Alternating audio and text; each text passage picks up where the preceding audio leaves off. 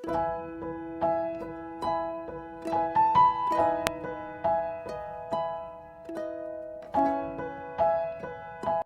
ang nagulat sa lumabas na balita na di umano'y na maalam na ang convicted party list representative na si Franz Castro, ito nga daw ay matapos atakihin dahil sa saya nito nang malaman na na-impeach na si VP Sara Duterte. Ngunit ayon sa kaanak ni Castro, sinugod lang umano ang kongresista sa ospital matapos nga daw na tumaas ang blood pressure nito at sa ngayon daw ay patuloy pa rin itong nagpapagaling. Samantala, narito naman ang video kung ano na nga ba ang latest update sa impeachment ni VP Sara Duterte. Hindi naman mananalo yan si PBBM kung hindi rin kinampanya ni Inday Sara at sila na may aminado na talaga naman kaya nila pinakiusapan ang ating VP Sara na maging VP ni Presidente Marcos, mahihirapan silang talunin si Leni dahil hindi naman nila makukuha yung boto sa Visayas at Mindanao kung wala si VP Sara. At ang duda ko nga, yung mga nakalaan na eleksyon, ang totoo niyan, baka tinulungan pa nga ni VP Sara itong si Leni dahil inamin na yan doon sa hearing minsan na tinulungan din niya itong Risa Ontiveros doon sa eleksyon kung saan finally nanalong Risa Ontiveros, no? Alam niyo naman kasi babae, kapwa babae, nagtutulungan. So kung talagang hindi tumakbo si VP Sara, chances are baka ang sinuportahan pa niya si Robredo dahil babae nga lang, no? But anyway, dahil nga po ang pinakamalaking issue ngayon ay impeachment, at ako naman po ay abogado, veterano sa impeachment, 3 impeachment laban kay Gloria Macapagal-Arroyo at isang impeachment laban kay CJ Corona, ang pag-usapan natin ngayon ay ang impeachment.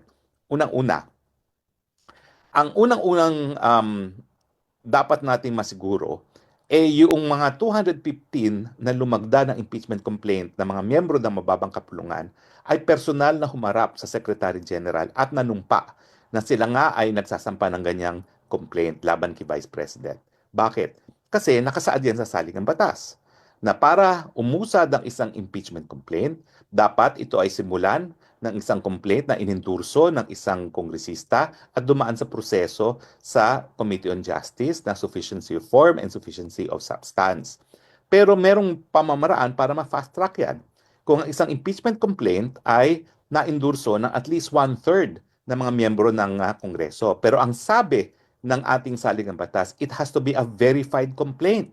So kinakailangan siguruduhin talaga ng Kongreso na lahat ng nakapirma dyan ay pumirma nga. Hindi po pwedeng e-signature, hindi po pwedeng for dahil ang requirement is verified complaint. So, yan ang unang-unang gagawin ng Senado, no? Bilang isang impeachment court. Siguraduhin na talagang lahat ng nakalagda ron ay personal na humarap sa SecGen at lumagda ng impeachment complaint. Now, ang tanong, kung meron ng 1/3, at ang 1/3 naman is 100 plus lang, no? Ang lumagda ay 215, no? Ang tanong, ano mangyayari niyan? Isinumitin nila yung impeachment complaint nila sa Senado on the absolute last day ng Kongreso bago nag-recess. Ang balik nila ay December 2. Well, nauna ko nang linathala sa aking Facebook na wala nang magagawa. Kinakailangan antayin ng February 2 bago makausad itong impeachment sa Senado. Bakit? Kasi nga, importante na kapag ang Senado ay uupo bilang isang impeachment court, kinakailangan sila manumpa bilang impeachment judges at i-aproban ang rules ng impeachment court. Ang impeachment po kasi ay hindi legislative process. Yan ay karagdagan katungkulan ng mga senador gaya ng katungkulan nila na maging Board of Canvassers sa posisyon ng Presidente at Vice Presidente kada eleksyon. No? So bagamat yan ay katungkulan ng Senado, hindi po yan legislative function. Hindi yan batas na sumusunod dun sa rule na kinakailangan may 3 readings. No? So kaya nga po kinakailangan manumpa sila sa katungkulan dahil ibang katungkulan ang papel na gagampan ng Senado bilang isang impeachment court. Pero bago ka manumpa at bago ka mag-approve ng rules, kinakailangan merong plenary.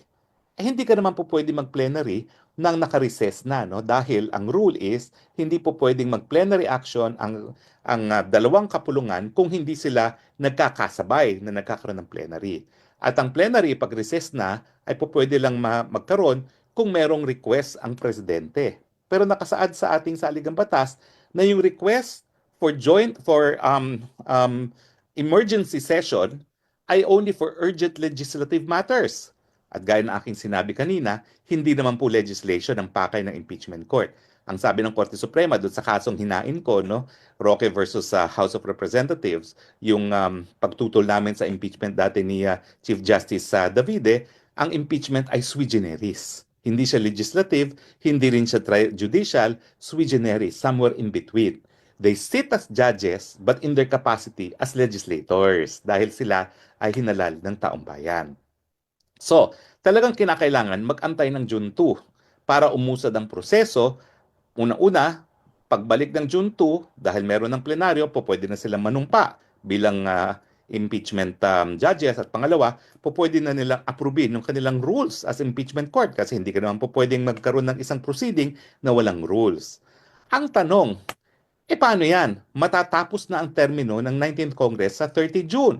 At pagdating sa Senado, ibig sabihin yan, kalahati ng mga senador ay mawawala na ng termino, no? At magkakaroon ng bagong 12 na meron na namang fresh term for 6 years. Well, sa tingin ko, ang mangyayari dyan, kinakailangan ma-dismiss ang impeachment complaint. Bakit? Well, alam niyo po, may dalawang desisyon doon kung sa issue na kung ang Senado ba ay continuing body or hindi. Yung isa kasi, sinabi na ang Senado ay isang continuing body. Kasi nga, at any time, merong 12 senador na nakaupo dyan. Dahil ang termino nga ng ating mga senador ay 12 years each, pero 3 years apart. So, at any time, meron niyang 12. Hindi po pwedeng mabakante. Pero yung 12 yon, walang magagawa. Bakit? Kasi nakasaad na ang desisyon ng Senado dapat merong quorum. And ang quorum is 50% plus 1. Since wala nga, bakante yung 12 na mga senador, hindi po pwedeng magkaroon ng quorum kung 12 lang ang natitira. Now, of course, hanggang June 30, may 24. Pero ano mangyayari pagtapos ng June 30 na na-expire na yung 12? Well, sa tingin ko, kung gugustuhin nila, pwede silang magdinig ng kaso from June 2 to June 30 na merong 24 senators. Kinakailangan magkaroon sila ng desisyon by June 30. Bakit ko sinasabi yon? Kasi sabi naman ng Korte Suprema, kung yung issue naman ay yung validity ng mga arrest warrants na in-issue ng Senado dun sa mga tingin nilang nagsisinungaling sa Senado, ang validity ng mga arrest warrants niyan ay hanggang dun lamang sa pagkatapos ng Kongreso kung saan in-issue yon. So in that sense, hindi continuing body ang Senado. Continuing body lang siya by way of legal fiction na hindi nawawalan ng tao ang Senado, hindi gaya ng Kongreso na pag natapos ang termino talaga, bago na talaga lahat, no? Dahil lahat ay magkakaroon ng fresh start ng June 30 noon time.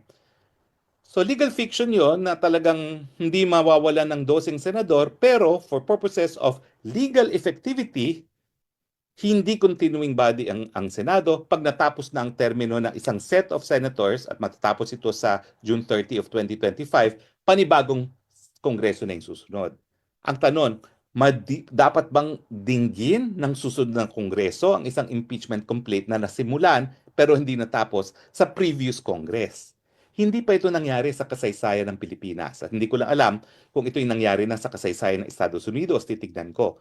Pero ang tingin ko, dahil dun sa konsepto na ang buhay ng isang kongreso ay hanggang June 30 lamang, hindi po pwedeng buhayin muli itong impeachment complaint neto kung hindi makadesisyon ang 19th Congress Senators by June 30 of this year.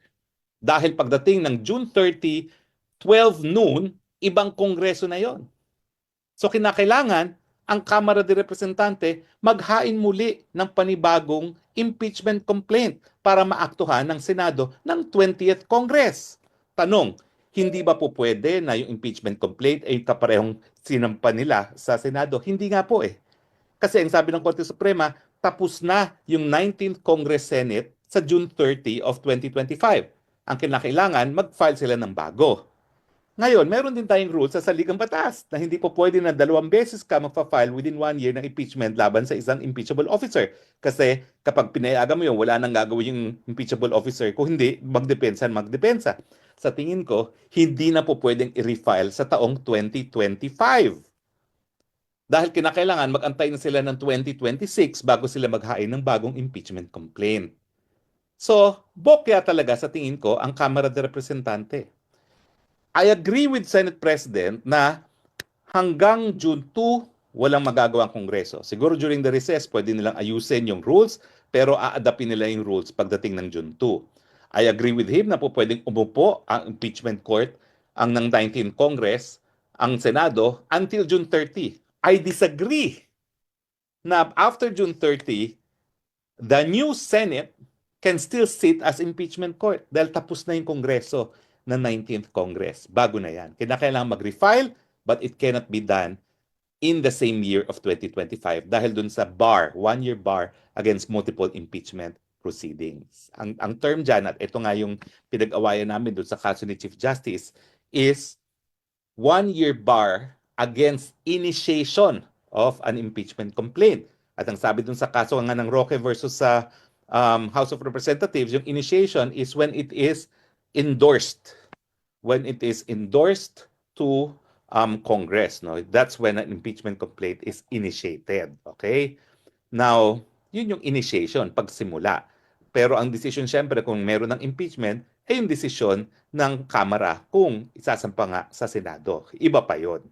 So, ang tingin ko, doomed from the beginning na itong impeachment complaint, not because of a technicality, it is because of the Constitution itself, which says na kinakailangan nga, it is an impeachment court that must sit in judgment, pero importante nating intindihin na ang Senado naman nagbabago rin as the Congress of the Philippines changes, no, from 19th to 20th.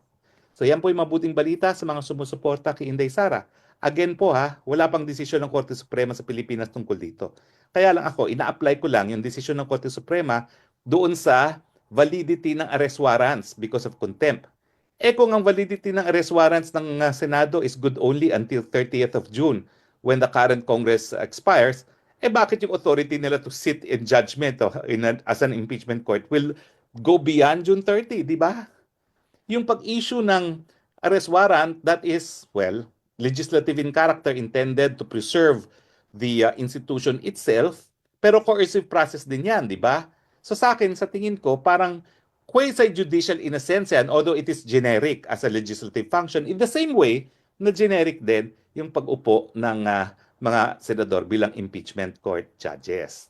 So, tingnan po natin kung ano magiging desisyon ng Korte Suprema. Pero kung ako ay kabahagi ng legal team ni VP Sara, yan ang unang-unang lilinawin ko sa Korte Suprema dahil meron talagang dalawang kaso na nagsasabi na the Senate is a continuing body and the Senate is not a continuing body for processes issued by the Senate. Abangan natin ang desisyon ng Korte Suprema. Ating pananagutin kung kaninong makating kamay yung nagpuno ng mga patlang, ng mga blanco diyan sa Bicameral Conference Committee report. Hanggang ngayon, palaisipan, babae ba yung may makating kamay na yan? Lalaki ba yung may makating kamay na yan? Grupo ba sila? Marami ba sila? Malaman natin na bukod ba dito sa Bicameral Conference Committee na tinatawag na third house or third chamber, meron pa bang fourth house or fourth chamber na higit makapangyarihan sa mababang kapulungan at sa Senado? Sapagkat hinayjack po nila yung proseso, yung tamang proseso ng pagpasa ng budget. Kaya po kahapon ay naisumite na po yung ating sulat diyan sa Secretary General ng House of Representatives. Ito po yung kopya. May tatak po ito. At ang tema po ng ating sulat na inihain sa Secretary General ng House of Representatives, hinihingi po natin yung komposisyon o yung pangalan kung sinong bumubuo nung sinisisi nilang technical working group o technical staff ng mga House of Representatives Committee on Appropriation. Bakit po ito mahalaga? Sapagkat matatandaan ninyo, sinisisi ni Stella Kimbo na ito raw po ay pinuno, yung blanco ay pinuno nung mga technical working group, yung mga miyembro o pinuno nung technical working staff, yung mga kaawa-awang empleyado na alam ko yung empleyado ng House of Representatives, kayo po yung matitino, mararangal, honest. yung miyembro ng Technical Working Group. Subalit kinakailangan ko lang hingin ito bilang proseso sa aming pagbubuo ng kasong kriminal laban diyan sa kung sino man yung mga nakialam dito sa ating budget, sapagkat hindi po katanggap-tanggap na 6.325 trillion pesos na pera nating mga Pilipino ay pinaglalaroan lamang ng iilang elitista at korap na politiko. At bukod po dyan, sumulat din po tayo. Yung sa House po ay natanggap ito kahapon ng 11 o'clock ng umaga. At yung doon naman po sa Senate Secretary, kay Senate Secretary Renato Bantug Jr., sumulat din po tayo na humihingi din po ng mga pangalan, ito po yan, ng mga miyembro ng Technical Working Group ng Senado at hinihingi nga po natin ito para naman makita rin natin sino ba yung bumubuo ng Technical Working Group ng Committee on Finance ng Senado. Dahil nga sinisisi nga nila yan Natatandaan nyo yung isang senador na naguhugas kamay, hindi raw po niya nabasa at hinayaan na lamang niya yung mga staff niya magpuno ng mga blanco. Kaya nga sabi natin, i-demote mo yung sarili mo, i-promote mo yung staff mo. Ikaw ang maging staff, sila ang maging senador. Total, hindi mo ginagawa yung sagradong mandato ng iyong tanggapan bilang senador na pahalagahan, bantayan at susuriing mabuti yung pera at kaban nating mga Pilipino. Ganon din ang ating mga abogado ay nag-file po ng motion kahapon at kanina diyan po sa Korte Suprema. Hinihingi po ng ating mga abogado na makapag-issue ng subpoena duces tecum. Ano po ibig sabihin nun? Humihiling po yung ating mga abogado sa Korte Suprema na utusan ang Senado at ang Kongreso, lalo na ang Kongreso, yung mababang kapulungan, yung House of Representatives Bills and Index Service, ilabas ninyo yung enrolled bill. Sapagkat kausap ko lamang kanina si Congressman Sid Ungab, yung aking kapwa petitioner at maisog na kinatawan ng 3rd District ng Davao, si Congressman Sid Ungab. Hanggang sa ngayon ay wala pong maipakitang enrolled bill ang mababang kapulungan. Humiling na po tayo sa Korte Suprema mag-issue ng subpoena para ilabas yung original copy ng enrolled bill. Ito po yung ating motion.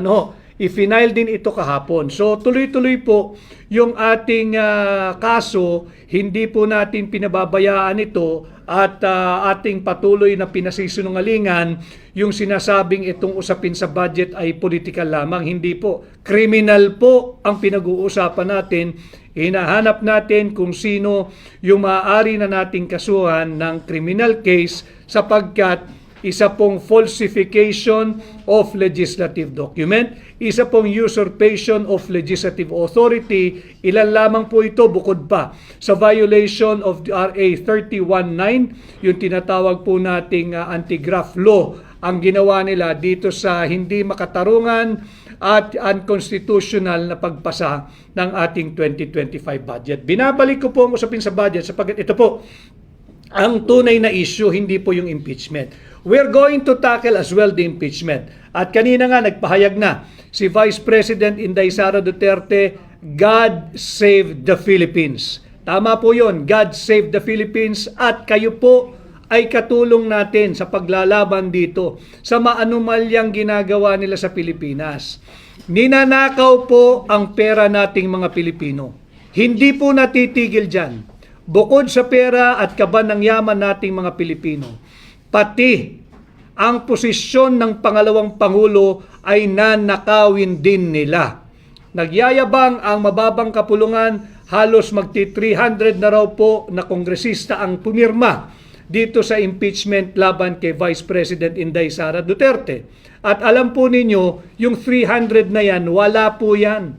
Sapagkat ninanakaw nila ang sagradong mandato ng 32 milyon, ulitin ko 32 milyong Pilipino na tumangkilik at nagtiwala kay Inday Sara Duterte para maging pangalawang Pangulo nating lahat.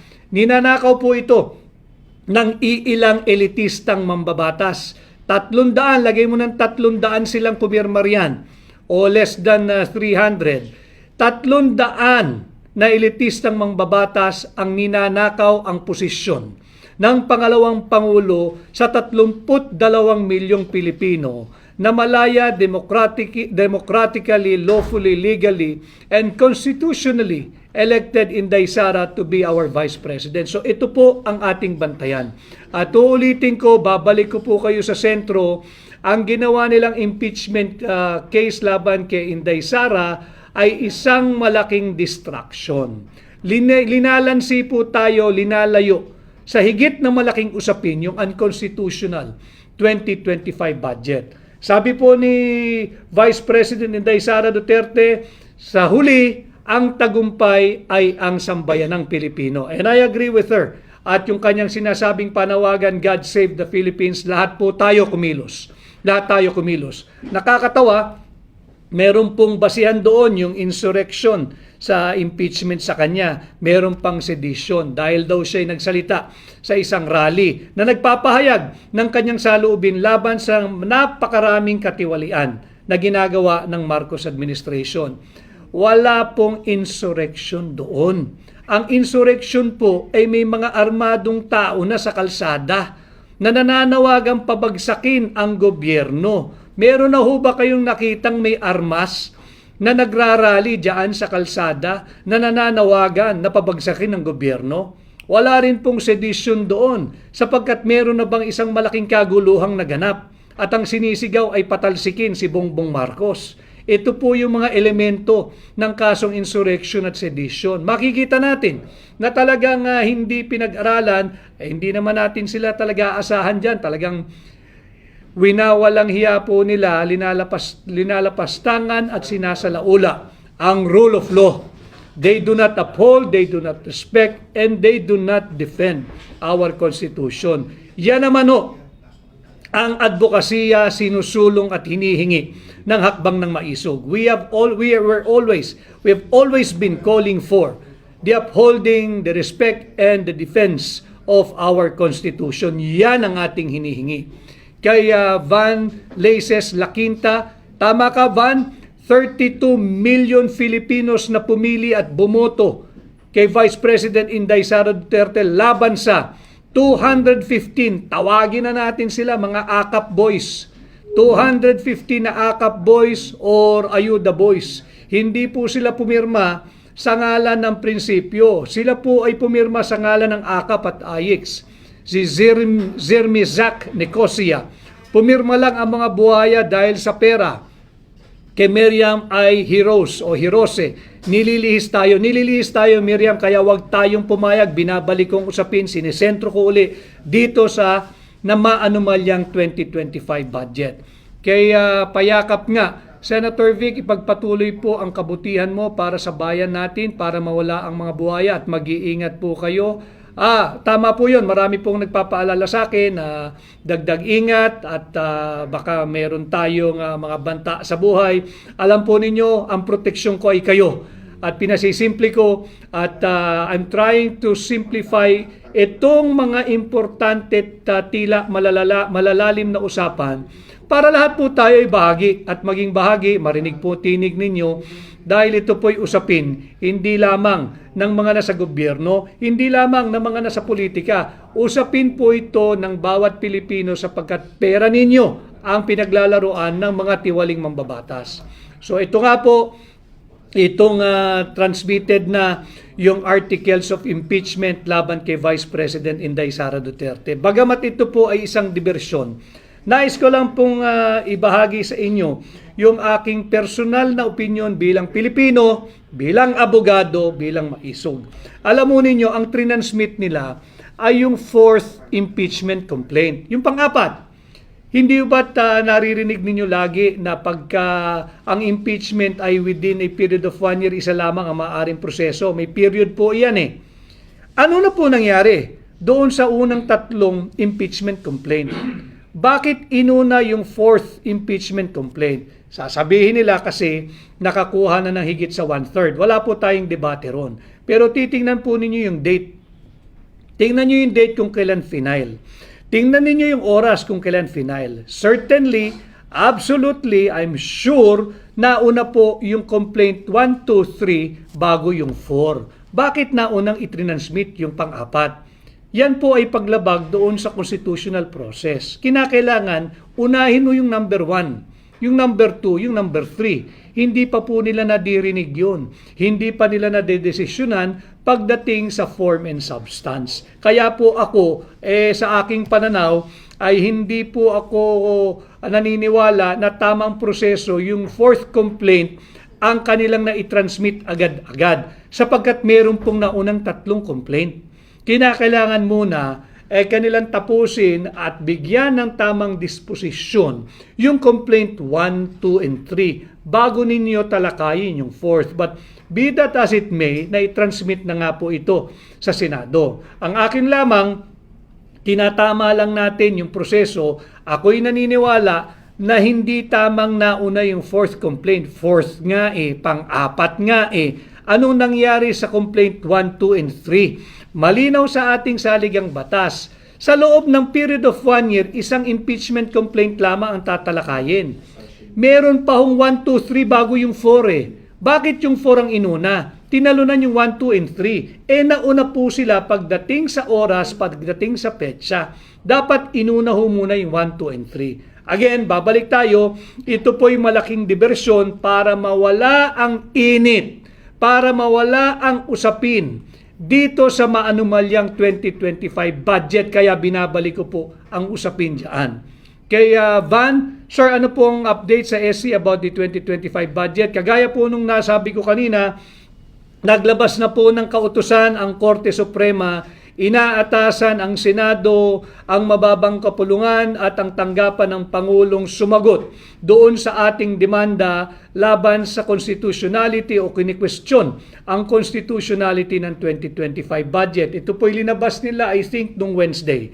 Naglabas po ng kautusan ng Korte Suprema, binibigyan ng non-extendable 10-day period ang Senado, ang House of Representatives at ang tanggapan ng Pangulo na sumagot doon sa ating demanda laban sa 2025 budget. At ganun nga din yung nasabi ko kanina, sumulat na po tayo sa Senate Secretary at dyan po sa Secretary General ng House of Representatives. Hinihingi po natin yung mga pangalan ng mga empleyado ng Senado at ng House of Representatives na bumubuo doon sa tinatawag na Technical Working Group o yung Technical Working Staff. Para nang sa ganon, mabuo po natin yung ating pagbibuild up ng kaso at masampahan na po natin yung mga pumirma ng blankong Bicameral Conference Committee report at kung kaninong makating kamay yung nagsulat ng mga halaga doon sa patlang o blanko na iniwanan po ng mga miyembro ng Bicameral Conference Committee. Pananagutin po natin yan. At sumulat na rin po tayo dito sa Korte Suprema, nag-file po ng motion ang ating mga abogado na humingi ng makapag-issue ng subpoena duces tecum. Ano po yun? Hinihiling po namin sa Korte Suprema na utusan ang House of Representatives Bills and Index Service. Ilabas ninyo yung enrolled bill kung meron. Pero base sa aking pakikipag-ugnayan kay Congressman Sid Ungab, si Congressman Sid Ungab, ulitin ko 2 beses itong naging chairman ng Committee on Appropriation, 1 beses naging vice chairman ng Committee on Appropriation at naging chairman din po ito ng Committee on Ways and Means ng House of Representatives. Marunong po ito heavyweight ito pagdating sa pagpasa ng budget. Alam niya ang tamang proseso at nagkausap po kami kanina, wala hong maipakita, walang mailabas na enrolled bill ang House of Representatives Bills and Index Service. Mahalaga yon sapagkat yung pinakita po namin sa inyo mga blankong Bicameral Conference Committee report na ratified, signed, approved, and filed doon sa House of Representatives Bills and Index Service, kinakailangan pareho sila nung enrolled bill. Pag yung enrolled bill may laman, kinakailangan may managot sapagkat tapos na po yung proseso Ang gagawin na lamang doon, ipiprint na lang. Kaya hinihingi natin yung kopya ng enrolled bill na hanggang sa ngayon ay hindi nila mailabas. Kaya tumakbo na tayo muli sa Korte Suprema Nag-request po tayo through isang motion na mag-issue ng subpinahan na yung bills and index service ng mababang kapulungan, ilabas yang enrolled bill na yan. Yan lang naman ho yan eh. Ang usapin dito, simple. Ilabas niyo yung enrolled bill. Ibangga natin doon sa blankong BICAM report. Magkakaalaman ho yan. Ilabas ninyo yung General Appropriations Bill. Kahit yun, ipakita din ninyo, matetrace po natin yan. Tama si Pangulong Duterte.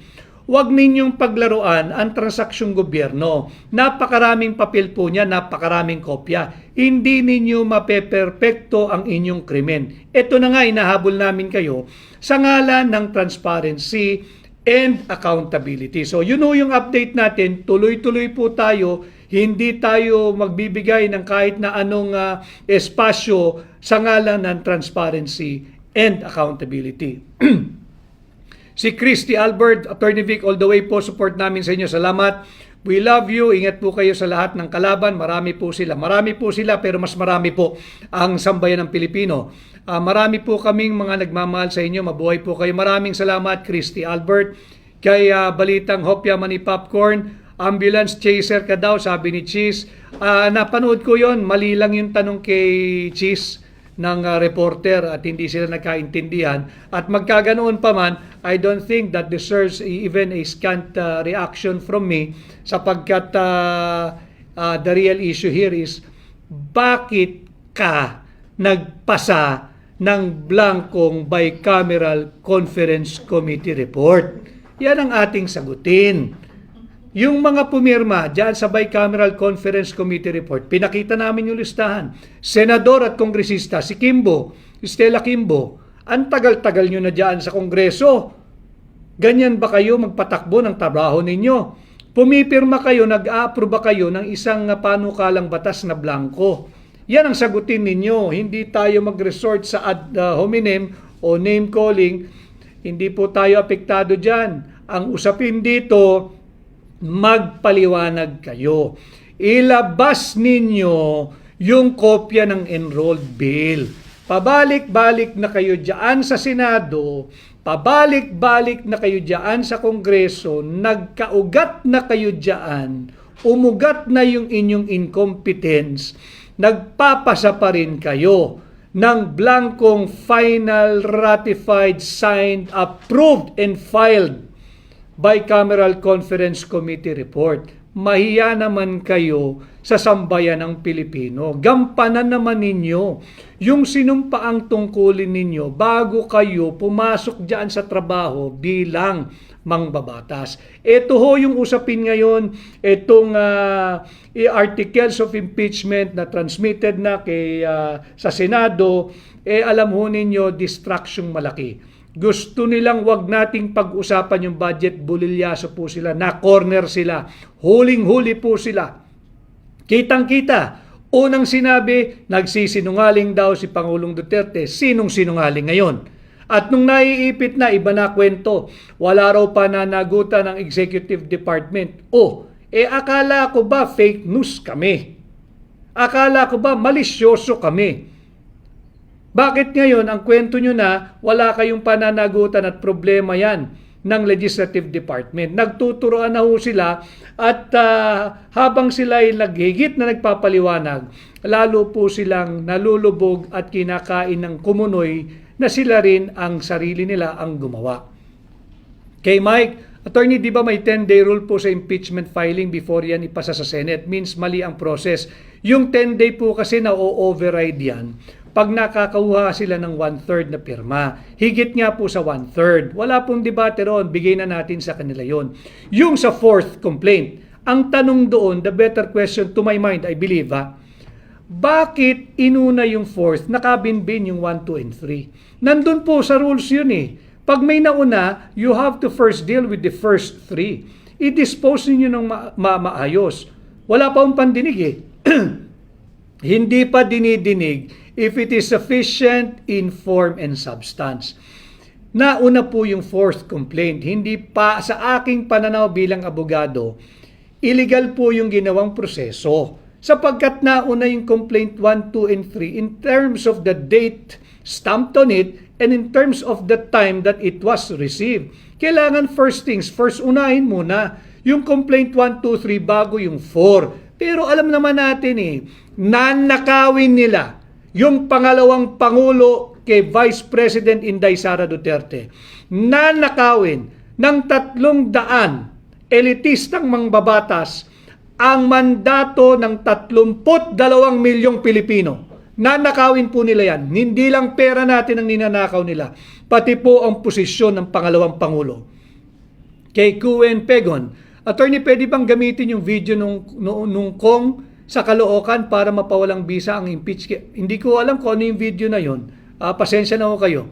Kay Nurulaji Caron Kader, Attorney Vic, meron ba kaming ipangamba sa impeachment ni Vice President Sara? Lahat po tayo dapat mangamba sapagkat nagkampi-kampi yung mga elitistang mangbabatas at yan nga ho ay nanakawin. Kita rito, lantaran, pati ang pangalawang Pangulo ay nanakawin nila. Pati yung mandato ng 32 milyon, kaya paulit-ulit ho ako 32 milyong Pilipino ninanakawan ng 300 mambabatas. Huwag ho tayong pumayag. Mag-ingay kayo, and I agree also with this statement given by Vice President Inday Sara Duterte during her press briefing this morning. Nag-iiba na ho yung anyo ng pagbibigay ng protesta. Hindi na rin po na niya, sabi nga niya, kahit kami sa Akbang ng Maisog, we do not encourage yung lalabas po tayo sa kalsada dahil alam ko ho yung nararamdaman ninyo. Pag isang araw hindi kayo nagtrabaho, wala po kayong kikitain. Pag wala kayong kinita, hindi kayo makakapag-uwi ng pagkain sa inyong hapagkainan. Kawawa ang inyong mga anak.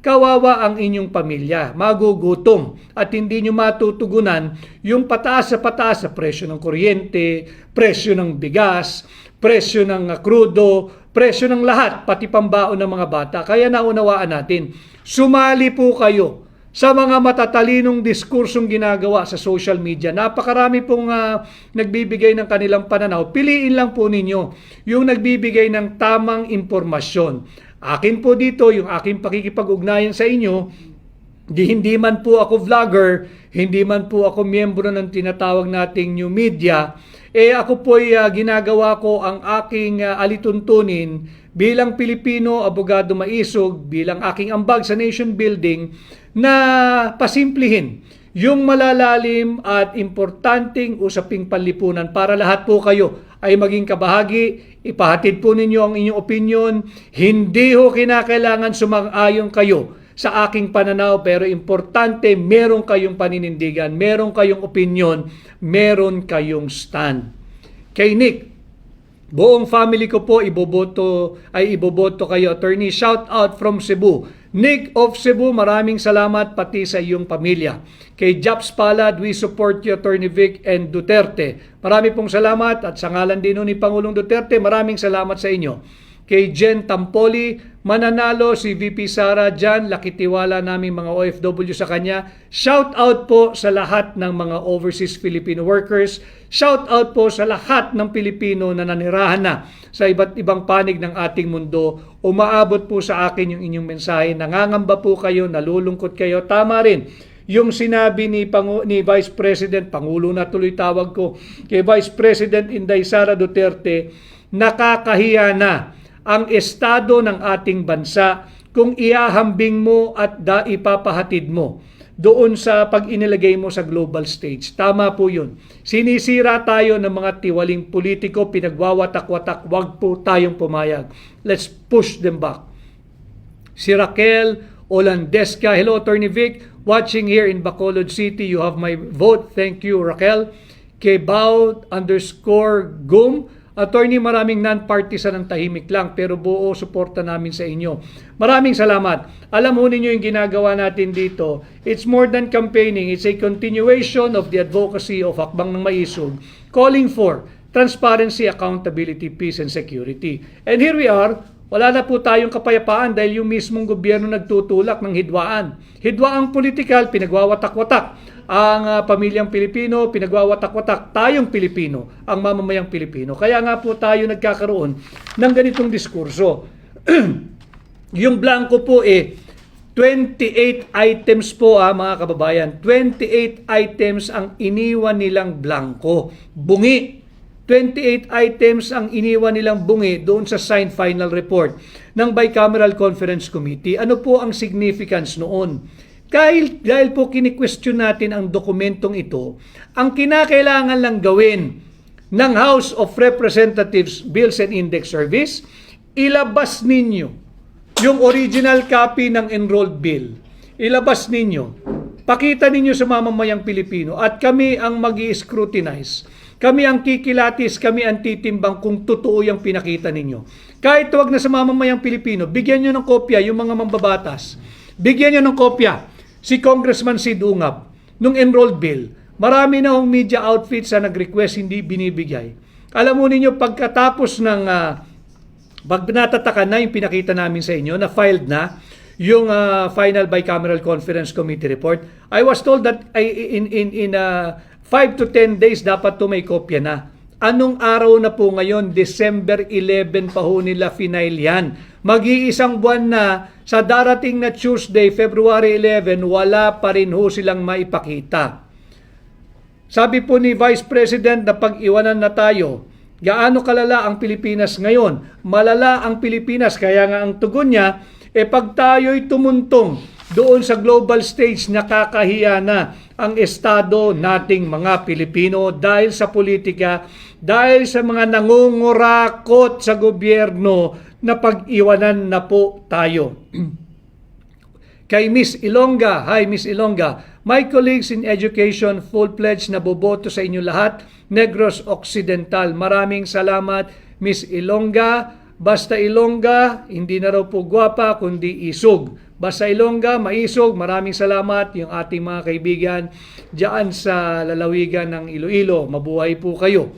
At yun nga ho, kay May Moreno, dapat araw-araw mag-live kayo, Attorney Vic, about vice scam kasi natatabunan ng ibang issue. Hindi po tayo papayag, May. Pagpaumanhin po ninyo, kagaya po ng sinabi ko sa inyo, hindi naman po ako miyembro ng new media, hindi naman po ako vlogger, sinisikap ko po makipag-ugnayan sa inyo. Basta't po na libre ang ating schedule, ako po ay makikipag-ugnayan sa inyo. Sisikapin ko po everyday, but hindi ko po may pangako sapagkat alam naman ninyo, bilang formal at official na aplikante ninyo bilang senador, ako po umiikot din at ang dami ko rin kinakaharap na mga kinakausap everyday, but mahalaga po sa akin na makapag-ugnayan sa inyo, kaya pinipili ko rin po yung ayoko makaabala sa inyong trabaho, sa inyong hanap buhay, sa inyong eskwela, sa inyong pamamasada, kaya po pinipili ko rin po yung oras sa tingin ko ay medyo libre ho kayo para wala naman din akong maagaw na oras at panahon ninyo. So yun ho ang ating napag-usapan. Maraming salamat kanina doon sa Central Luzon Balita kay Miss Alma. Ako po ay inimbitahan sa kanilang programa, yung Publishers Association of the Philippines Incorporated or PAPI. Maraming salamat kay Mang Johnny na kanila pong godfather dyan sa PAPI. Mabuhay po kayo and I hope to see you very very soon. Kay Manman, Attorney Vic, dati ayaw mo magpa-drug test si BBM. Ngayon gusto mo na. Manman, itutuwid ko muna yung iyong opinion. Hindi ko sinabing ayaw ko siyang magpa-drug test. Ako ang nagpakita ng kanyang resulta na negative drug test noong 2021 November. Ako yung nagpakita. Hinatid ko yan sa PIDEA, hinatid ko yan sa NBI, hinatid ko yan sa PNP, sa Camp Crame. Patuloy yung usapin na siya ay gumagamit di umano ng illegal na droga at pati yung aking ipinakitang resulta ay kini-question na ako raw ay bahagi ng panlilinlang at naki-question din ang aking kredibilidad at integridad. Kaya nga ang sabi ko, para matapos na yan, sumailalim na siya sa isang open, fair, transparent, and credible hair follicle drug test. Tuldukan na yung isyong yan. Pero narinig naman ninyong lahat. Nung siya'y tinanong ng GMA7 reporter, ang sagot niya, hindi lang isang no, dalawang mariin na no. Ayaw niyang sumailalim sa isang open, fair, transparent, and credible hair follicle drug test. Kayo na ang magbuo ng sarili ninyong opinion bakit ayaw niyang sumailalim diyan sa isang pagsusulit pagdating sa droga. Kayo na ho ang bumuo ng inyong opinion. Aking ginagawa, ang pagiging tinig ninyo, pinapahatid natin, pinaglalaban natin kung anong nararapat at ano yung naaayon sa ating saligang batas. So yun nga ho, ang sabi po ni Vice President Inday Sara sa tanong na do you feel betrayed? Ang sagot niya, wala siyang pakiramdam. Dahil wala naman siyang relasyon sa mga politiko at kahit siya Vice President na, ang kanyang circle of friends ay hindi mga politiko. At tama yon sapagkat yung kaibigan niya bago siya maging Vice Presidente, nakakatiyak siya totoong mga tao yon na nagmamalasakit sa kanya at walang interes na isusulong kung hindi protektahan siya. Kay Pablo, lakas mo po dito sa Cebu, especially sa Balamban, Cebu. Naku Pablo, nakakatuwa yung iyong mensahe. Tulungan po niyo ako mangampanya. Kay Sunny, we will vote for you from the province of Bataan. Maraming salamat Bataan. I was just there 2 days ago. Kay Ludi62, okay ang sked ng live mo po habang naghahaponan, nanonood kami sa iyo. Tama po yun, kaya rin po pinili ko yun dahil kagaya ninyo, ako po'y dumaranas ng traffic araw-araw. Alam ko ho, yung oras ng traffic. Ano pong oras ng traffic? Lahat ng oras traffic. Pero lalo na, yung 5 to 7, 5 to 8 dahil yan po'y uwian. At syempre yung umaga, hatiran sa eskwela, papasok sa opisina, traffic din po yan. But ngayon no, 24/7 na rin no, ang traffic sa Pilipinas. Kay Maricres Marapon, shout out sir, shout out kay Maricres Marapon, salamat sa iyong pagsubaybay at pakikiisa. At salamat din po pala, nung isang araw, nung huli po tayong nag-live, ay napakarami pong bagong followers at ako po'y nagulat. Kaya po ako'y nagiging maingat lalo dito sa ating diskurso sa inyo sapagkat dami pong sumusubaybay. Ako ho ay ang dami ko nakakasalamuha every day and I'm surprised na nagsasabi sila'y nakasunod o nagfa-follow dito sa ating pahina. Kaya lalo kong pinaiigting yung aking mga impormasyon at mensaheng binabahagi sa inyo. Dito po ay walang fake news. I'm trying to deliver important information that are relevant, that are timely, that are correct. At I'm trying to share with you my incisive and analytical and cerebral assessment and analysis ng mga nangyayari po sa ating lipunan. Kay Romel, ikakampanya kita attorney sa mga pamilya ko from Masbate. Solid kami sa imo. Salamat Romel, dagyang salamat sa iyo Romel. At balik po tayo sa issue ng budget ha. Meron po nagtanong kanina yung sa food security emergency doon po sa bigas.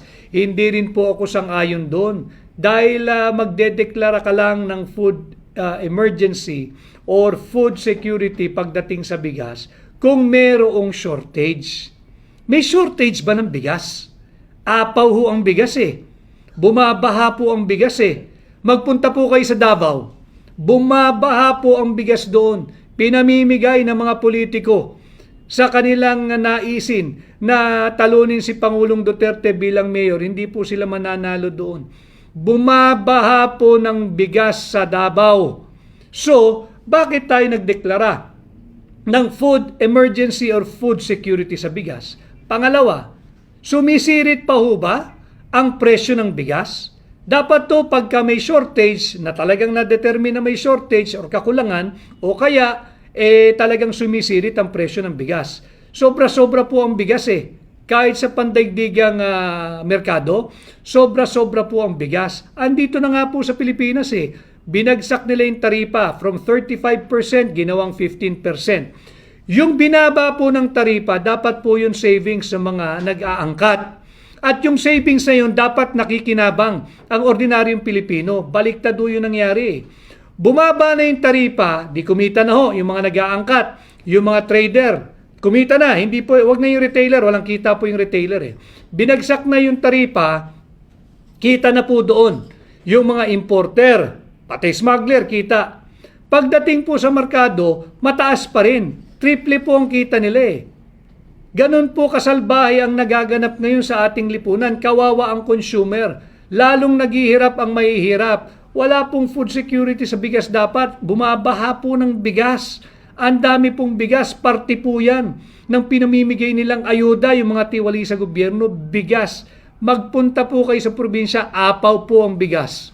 Kay James, kinakampanya po kita dito sa Lanao del Norte, sir. Thank you, Sir James, sa iyong pangangampanya. Kailangan ko ang tulong ninyo, pangampanya po ninyo ko sa inyong pamilya, sa inyong kamag-anak, sa inyong kaibigan, sa lahat ng Pilipino sa mampanig na mundo. Alam ko, yung ating mga kaibigan na overseas Filipinos, kayo po'y tumutulong sa akin. Maraming salamat po.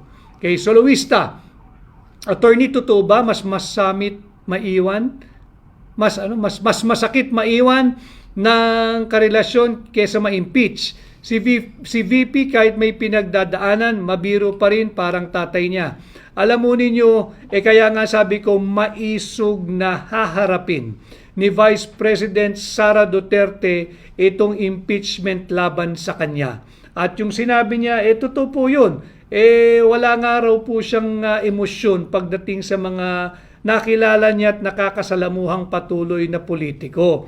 Hindi dahil hindi niya sila kaibigan, kundi she's maintained. And yun po ang intensyon niya, layunin niya, ang kanyang kaibigan, nung wala siyang pwesto, nung hindi siya Vice President, ay kaibigan pa rin niya hanggang ngayon. Gano'n naman po talaga eh.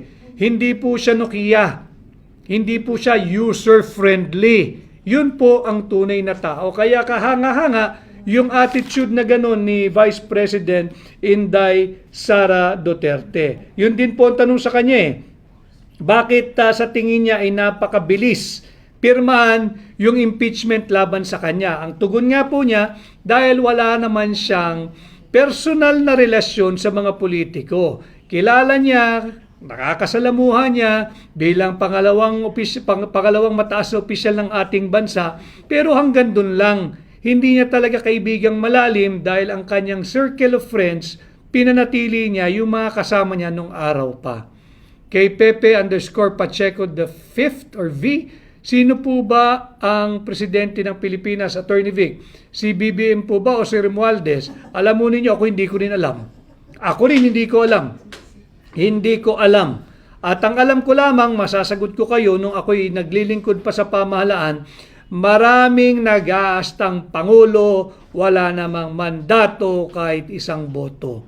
Maraming feeling Pangulo, wala namang mandato bilang Pangulo. Samantalang yung may mandato na maging Pangulo, hindi naman ginagampanan yung trabaho ng kanyang opisina. Doon tayo nagkakaproblema. So yun ho ang ating pinag-uusapan, budget. Itong illegal, immoral, invalid, criminal, and unconstitutional 2025 budget, wag po tayong malilihis diyan. KEA, ask ko lang po if sang-ayon po kayo sakaling tatakbong presidente si Vice President Sara Duterte. Yes, I will support Vice President Inday Sara Duterte should she run, eventually decide to run for president. Siya naman po talaga ang incoming na, kaya siya sinisira eh. Yung kanyang pamilya, yung kanyang pagkatao, sinisira nung isang taong nangangarap maging Pangulo kahit walang kapana-panalo. At para maabot niya ang kanyang ang pangarap na talaga namang imposible, sinisira niya ang ating sistema ng demokrasya, sinisira niya ang sambayan ng Pilipino, sinisira niya ang iba't ibang ahensya ng gobyerno para lang matupad ang kanyang pangarap. So dito po tayo uli sa budget, ulitin ko, update tayo. Tayo'y nag-file ng motion for issuance of subpoena duces tecum. Ibig sabihin po, tayo po'y nagre-request sa Korte Suprema, subpinahan ang House of Representatives Bills and Index Service, na i-file na po ito kahapon at kanina. At hinihiling po natin na i-produce yung enrolled bill. Huwag po ninyong kakalimutan na enrolled bill. Iba po yung BICAM report sa enrolled bill. Mahalagang ilabas yung enrolled bill, ating pananagutin kung sino nagsalaula sa ating 2025 budget. Humihingi po tayo na mag-issue ng subpoena. Malaking bagay po ito pati sa mga maestrado ng ating Korte Suprema sapagkat dadali po yung kanilang trabaho at makikita nila na itong 2025 budget is nothing but a fruit of a very poisonous and erroneous legislative process. Dapat ito'y ideklarang unconstitutional. Queenberth, you hate corruption pero the answer to that is transparency. So bakit ayaw ng SALN reveal? Liar ka. Si Queen Beach, hindi po, mali lang yung pagkakaintindi mo. I am all for the filing of SALN. Ayaw kitang tugunan ng bintang mo sa akin dahil dito sa aking pahina, welcome lahat. Sabi ko nga kahit hindi kayo sang-ayon. Ang sabi ko, ayaw kong ilathala o i-publish ang SALN ng mga nasa gobyerno. Ako'y wala pa sa gobyerno. Pero ang aking sagot, pabor ito sa mga nasa gobyerno. Pati mga korap. Ayoko po tutol ako na ilathala o i-publish. Bakit? Iaharas po yung pamilya ng mga yan. You're going to put them in harm's way. You're going to endanger their safety. Si Queen Beach, ikaw ba'y payag ka? Ilathala mo yung income tax return mo. Publish mo. Diyan, i-publish mo sa pahayagan, payag ka. I-publish mo sa social media, payag ka. Hindi ko sinasabing hindi ka nagbabayad ng iyong buwis. Malamang nagbabayad ka. Pero payag ka ba na i-publish o isa publiko yung iyong income tax return, whether malaki yan or whether maliit yan? Tanungin mo yung iyong kung negosyante ka, yung kapwa mo negosyante, payag ka ba na ilathala yung ating mga income tax return? Kung ikay na may napapabilang sa ilang bilyonaryo sa ating bansa, tanungin mo yung kapwa mo bilyonaryo, payag ka bang ilathala yung income tax return mo? Kung katulad ka lang namin, ang marami kong followers dito na ordinaryo manggagawa, tanungin mo, payag ka ba na ilathala yung income tax return mo? Yun ang ating tinututulan, hindi yung SALN. Sapagkat ako, kagaya ko, nung ako ay naglilingkod sa pamahalaan, nag-file ako ng aking SALN. Nandyan yan sa tanggapan ng Pangulo, nag-file ako ng SALN. Kaya Rogeline, Attorney Vic, we support you from Tacurong City, Sultan Kudarat. Maraming salamat, maraming salamat. At yun nga yung sinabi ko, mahalaga, pag-usapan natin yung budget. Alam mo ninyo, kaya nila tinatago yung usapin ng budget. Napapaya sila. Una, sinabi nila, sinungaling si Pangulong Duterte, kinain nila yung kanilang bintang. Sinabi nila na kami raw po ay nagsisinungaling, kami raw po ay fake news at kami malisyoso. Kinain nila lahat ng sinabi sapagkat nagsampa kami ng kaso. Pero higit sa lahat, tinatago po nila yung usaping ito sapagkat ayaw nilang malaman ng mga creditors ng Pilipinas, foreign and local creditors, na may problema yung budget. Bakit? Hindi po sila basta-basta papautangin. Bakit? Wala pong magpapautang ng kahit na magkanong halaga kung walang kasiguruhan na ikay mababayaran. At pag nadeklarang unconstitutional itong 2025 budget, hindi sila basta-basta makakautang. At pag hindi sila nakautang, wag po kayo mag-alala. Hindi naman po tayo magbebenepisyo pag sila'y nakautang eh. Pag hindi sila nakautang, hindi mapopondohan yung kanilang akap.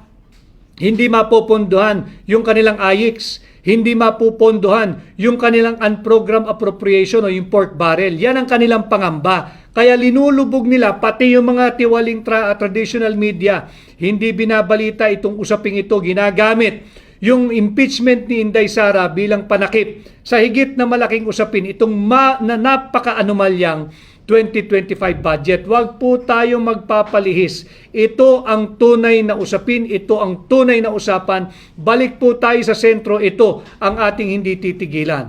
Kay Ray Ladista, Go Attorney, love you, watching from Dapitan City, Zamboanga del Norte. Maraming salamat Ray at sa mga taga Zamboanga. Mabuhay po kayo. So ito po yung ating usapin. Huwag po tayong lilihis. Tinatago nila.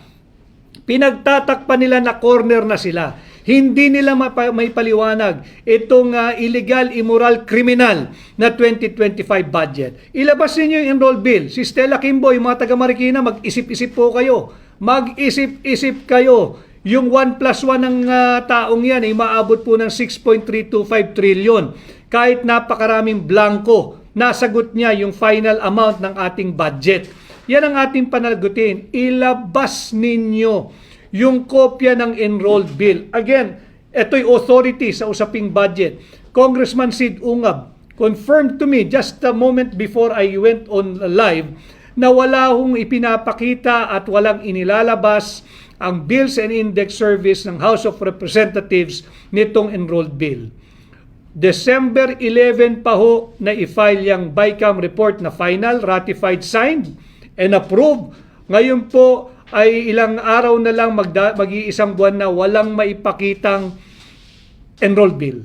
Yan po yung hinihingi natin sa Korte Suprema na mag-issue na ng subpoena, ipalabas at dadali po yung ating trabaho at paghahanap ng transparency at accountability. At sumulat na rin po tayo, we humbly requested yung kopya po, yung pangalan ng bumubuo ng Technical Working Group ng mga empleyado ng House of Representatives Committee on Appropriation.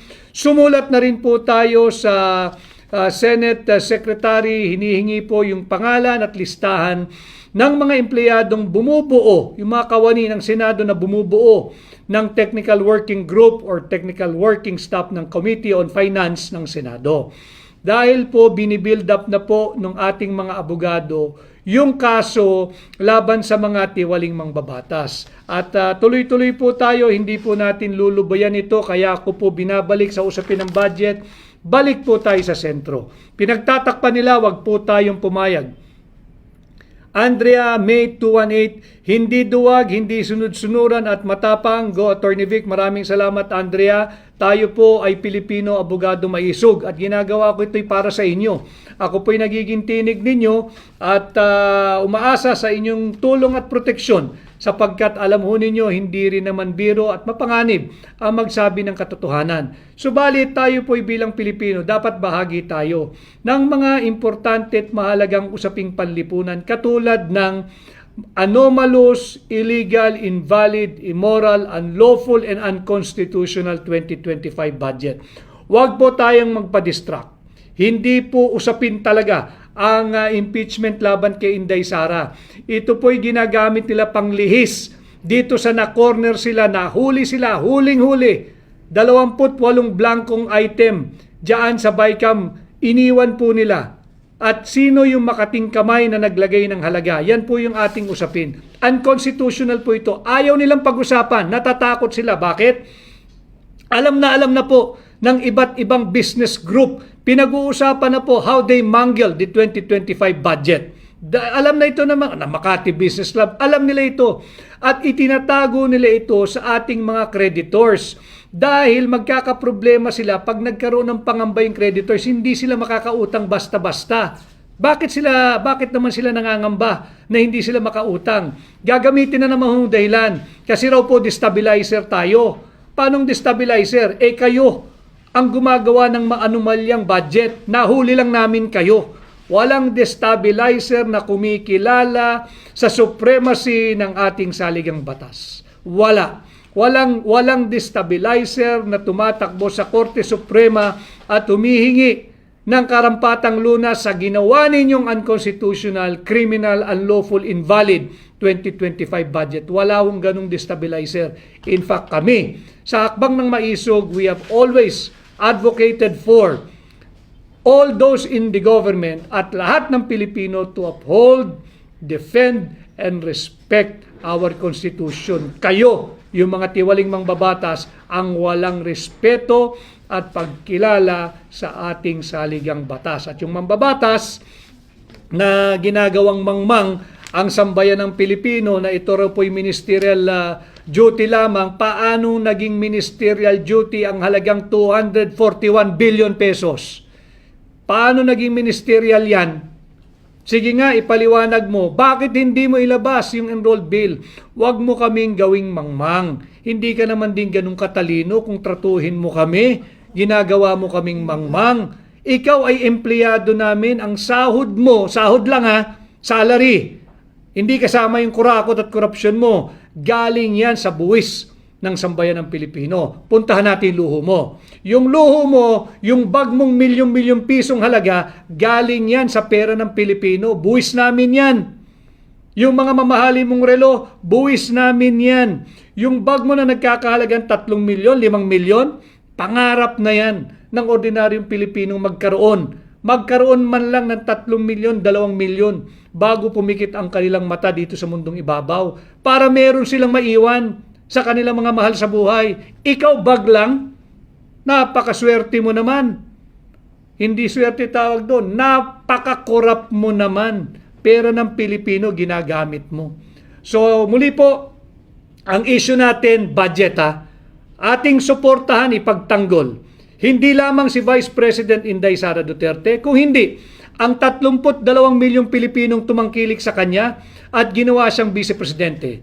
Ating protektahan at ipagtanggol ang 32 milyong Pilipino who lawfully, legally, constitutionally and democratically elected Inday Sara to be our Vice President. Huwag po nating hayaang patuloy ninanakaw ang pera nating mga Pilipino. Huwag rin po natin lalong pahintulutan na pati ang pangalawang Pangulo ay nanakawin sa atin ng iilang tiwali at elitistang mangbabatas. 300 lamang po ito higit kumulang. Ang bumoto po kay Inday Sara ay 32 milyong Pilipino. Atin po itong protektahan. Muli ho, maraming salamat. Ang akin pong numero uli ay number 56. Madali pong tandaan, 56. Hindi po ito yung 56 na pautang. Hindi po ito yung 56 na pabigat. 5656, isang investment para sa isang tunay, maisog at totoong oposisyon sa Senado. Atin pong babantayan ang ating budget. Lalabanan po natin ang mga korap. Tulungan po ninyo ako mangampanya, number 56, bilang senador ninyo, Attorney Vic Rodriguez.